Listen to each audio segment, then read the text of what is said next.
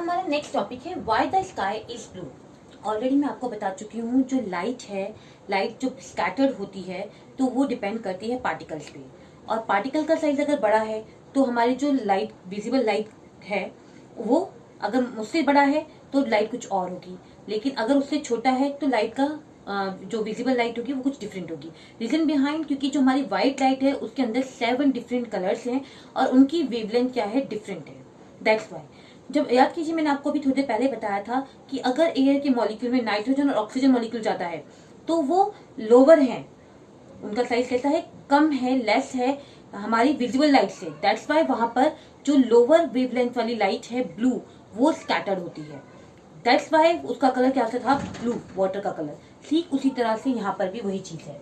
देखिए, जब कोई सनलाइट एक एटमोस्फेयर में क्या होती है, स्कैटर्ड होती है, most of the longer wavelength of light जैसे कि red, orange, yellow etcetera do not gate scattered much by the air molecule.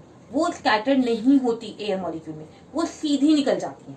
ठीक है, हैंस पास स्ट्रेट थ्रू, सीधी निकल गई। जितनी भी लाइट हो गई वो क्या हो गई, सीधी निकल गई। जितनी भी लार्ज वेवलेंथ की है, क्योंकि उनकी वेवलेंथ ज्यादा है एटमॉस्फेयर की वेवलेंथ से। शॉर्टर वेवलेंथ, जिनकी शॉर्टर वेवलेंथ होती है जैसे कि ब्लू लाइट, स्कैटर्ड होती हैं, वो फैलती हैं। क्यों? All the around of the sky by the air molecule in the atmosphere, क्योंकि जो एयर में प्रेजेंट मॉलिक्यूल्स हैं वो कैसे हैं, टाइनी मॉलिक्यूल्स हैं। ऑक्सीजन मॉलिक्यूल है, नाइट्रोजन मॉलिक्यूल छोटे मॉलिक्यूल हैं, तो वो इसलिए छोटी शॉर्टर वेवलेंथ वाली ब्लू लाइट को स्कैटर्ड करते हैं। दैट्स वाई हमें जो स्काई है वो कैसा नजर आता है, ब्लू नजर आता है। The sky looks blue, only a little of the blue light present in the white sunlight. क्योंकि हमने कहा सनलाइट एक व्हाइट कलर की है, उसके अंदर वो 7 कलर्स हैं। अब किसका अमाउंट ज्यादा है, किसका अमाउंट कम, it depends on this white light. तो वही उन्होंने कहा है, ओनली अ लिटिल, जो ब्लू लाइट है उसका अमाउंट क्या है, little of the blue light present in the white sunlight. Most of the blue light remains behind unscattered. Unscattered क्योंकि वो है स्मॉल अमाउंट में, तो जो स्मॉल अमाउंट में वही क्या हो पाती है, स्कैटर्ड हो पाती है। बाकी अदर लाइट्स है तो इसलिए उन्होंने कहा unscattered, due to which the composition of sunlight remains almost unaltered. क्योंकि जो उसकी कंपोजिशन है सनलाइट की या व्हाइट लाइट की, वो रिमेन्स कैसी है, अनअल्टर्ड है।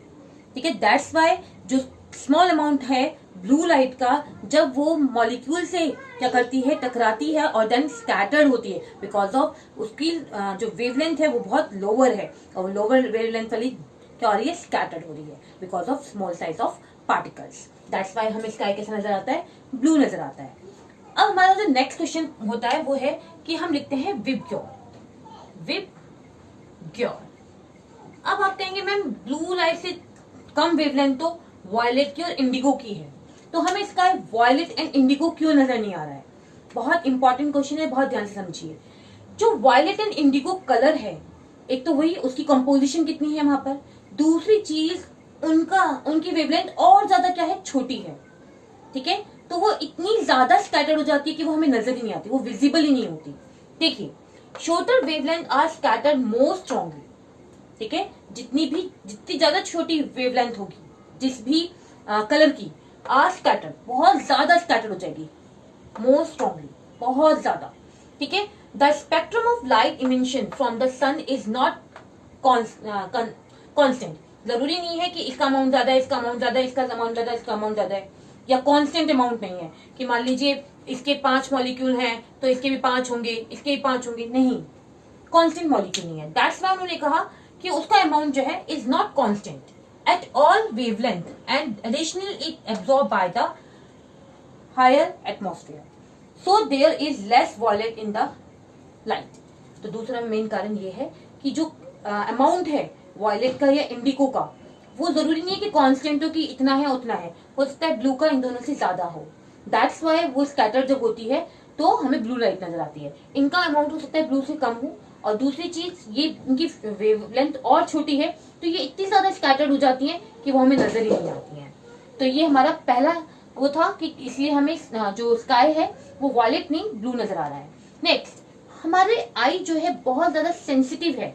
किस चीज से सेंसिटिव है, वॉयलेट लाइट से, सॉरी लेस सेंसिटिव है, किससे, वॉयलेट लाइट से।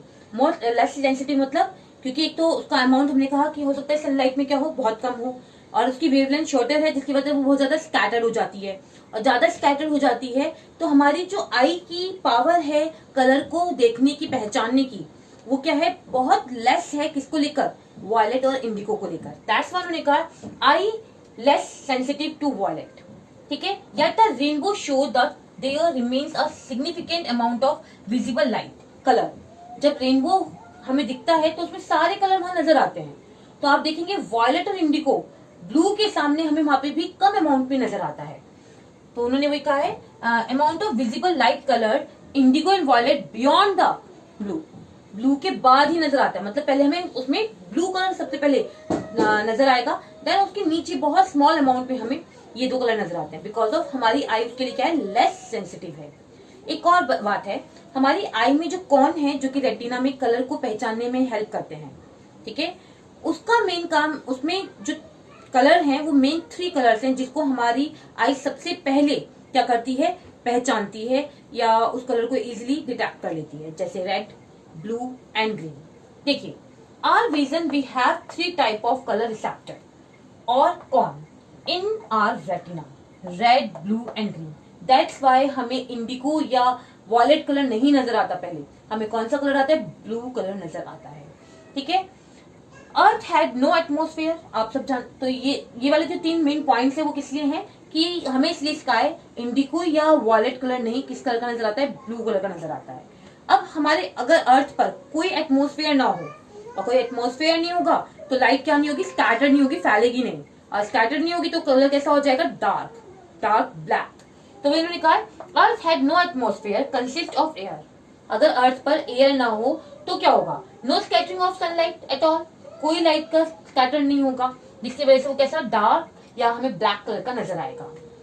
ठीक उसी तरह आउटर स्पेस, अगर हम अर्थ के बाहर देखेंगे जिसे हम स्पेस कहते हैं, तो वहां पर कोई क्या नहीं है, एटमोस्फेयर नहीं है, एयर नहीं है।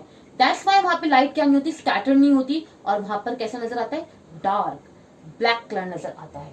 Outer space look dark black instead of blue, blue नजर नहीं आता बिकॉज ऑफ नो एटमोस्फेयर, क्योंकि वहां पे कोई एटमोस्फेयर ही नहीं है, तो लाइट स्कैटर्ड ही नहीं होती है, और स्कैटर्ड नहीं होगी तो डार्क नजर आएगी।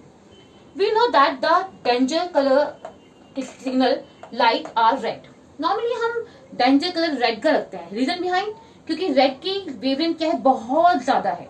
जिस टाइम पर फोग होता है या स्मोक होता है तो आप देखते हैं कि वहां पर पार्टिकल ज्यादा है, ठीक है, तो ये जिनकी वेवलेंथ ज्यादा है जिसकी वजह से वो बहुत ज्यादा स्कैटर्ड नहीं होगी, और स्कैटर्ड नहीं होगी तो वो हमें कलर दूर से ही नजर आएगा। वो इन्होंने कहा है we know that the danger signals light are red. This is because the red color light having longer wavelength is the least scattered. Wavelength ज्यादा है और लेकिन उसकी स्कैटरिंग पावर क्या है, लीस्ट है, कम है।